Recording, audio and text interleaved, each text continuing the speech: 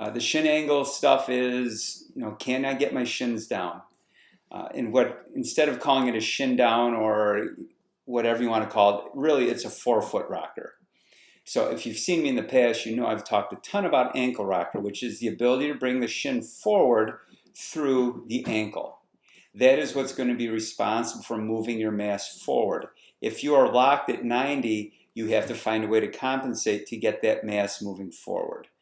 Once the mass is forward, a forefoot rocker is what's going to bring you up. It's going to bring your knee down and your heel up so you get more horizontal force when you run. So really what we're looking to do here is to develop a forefoot rocker. And this is a great example of the difference between the two. The athlete on the left is an 8th grade basketball player, and the athlete on the right is a 7'6", maybe 7'7" professional basketball player. That's Taco Fall on the right of the Boston Celtics, and the person on the left is the son of a coach of the Boston Celtics. And so we're going to look at why I'm going to guess he's 5'7", 5'8", 5'6", is an 8th grader, 2 feet shorter than the gentleman on the right. So when he runs, he's going to take one, and you can see he drops his shins down. There's 2 steps, 3 steps, shins come down, 4 steps, heels come 4, 5, 6, 7, till he gets to the 10-yard part. Taco Fall, who's at least 2 feet taller and an adult, ankle completely bails out there, foot squashes. There's 1 step, 2, 3, 4, 5, 6. So it takes him 1 step less, even though he's 2 feet taller, to get to the 10-yard mark. And the reason why is the 8th grader can drop his shins down. So he gets more horizontal force when he pushes forward.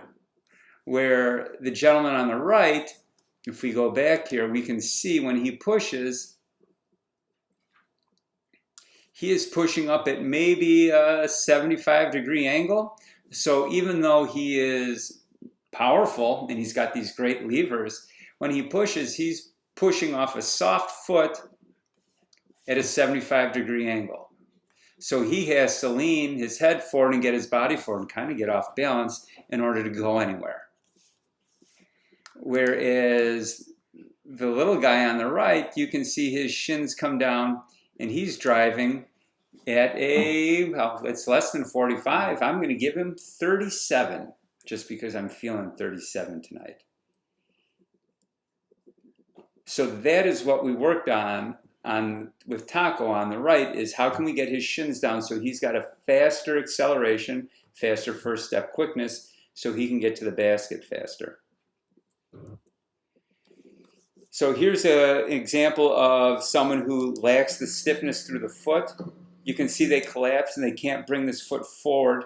This is why Cal and I talk about foot stiffness. In order to have that roll through, you have to roll through a rigid ankle and foot. If it collapses, you're going to lose the mobility. If that foot collapses through, it's going to pop the shin up. Now, it's only going to be stiff for a moment.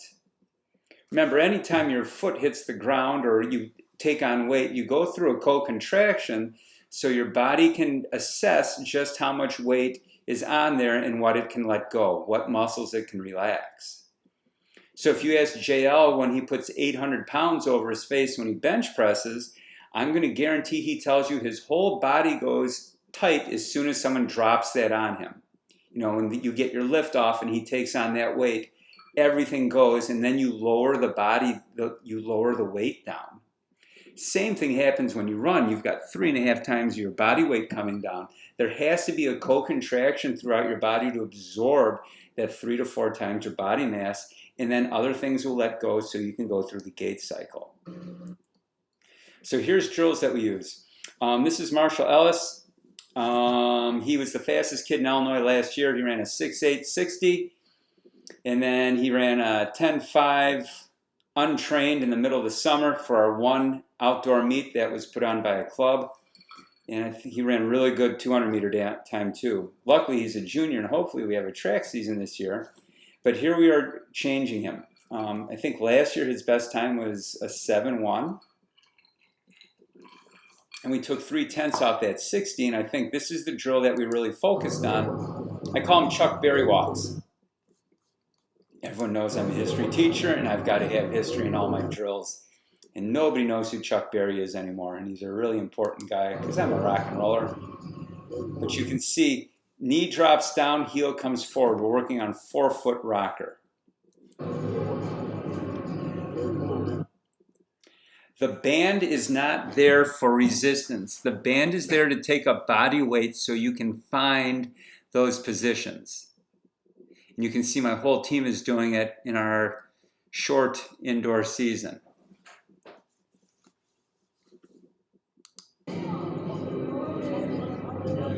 And we spent the first, half hour of all of our practices doing these drills for the first 4 weeks. And we had some improvements that I think were unexpected.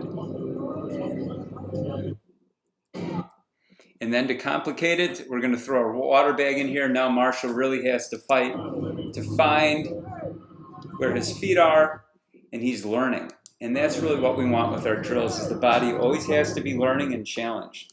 If I'm not making people fail in the drills, we're just doing drills to do drills, and I'm wasting time. And as we all know, we don't have a lot of time.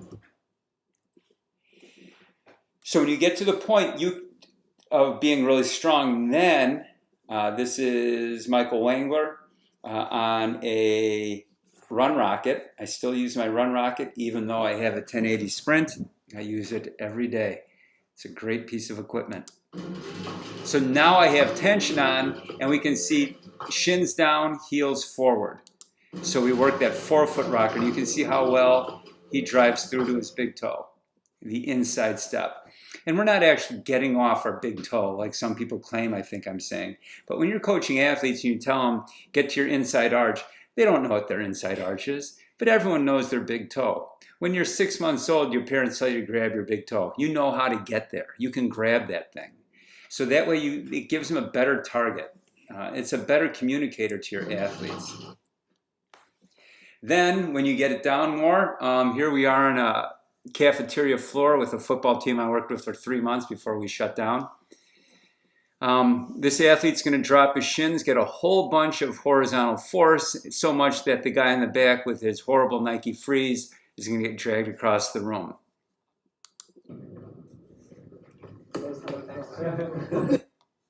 That's just kind of fun. So what's the impact of getting that horizontal drop? Again, we timed pre and post. Thank God we timed just before we shut down. You get those shins down, you get that horizontal force, you're looking at anywhere up to 0.2 of a second. That's what this individual dropped off of his time. So that's the shin down stuff. There's not a lot of stuff. You can vary it. You can even add diagonal stuff with it if you want to really challenge it. But it's really basic stuff. And once you get it, you just increase the speed and it becomes more difficult. And that's what you coach and that's what you look for when you're working on it.